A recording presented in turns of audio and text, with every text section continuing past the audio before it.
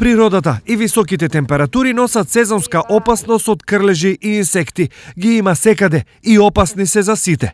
Да не се оди по шума или ливада, каде со кратки панталони, откриени раце, да се носи светла облека во случај да има на нив, кога се оди во таквите предели, во случај да има на нив крлеж, ќе се види.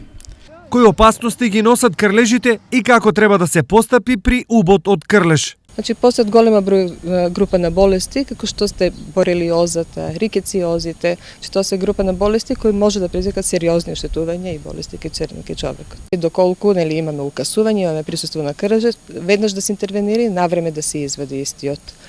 Значи, треба стручно да се извади и тоа треба да биде од страна на лекар. Значи, многу внимателно, со цел комплетно да се екстрахира целиот крлеж. Значи, не треба ни делче од крлежот да остане во кожата. Освен крлежите, наскоро следува и опасност од комарци. Сега още нема комарци, ладно е времето, климата, период излеват после Петровдан натаке, за ване јака жештина, излеват после таму ка 5-6 сата на вечер. Досадни се тоа што прават проблем на децата.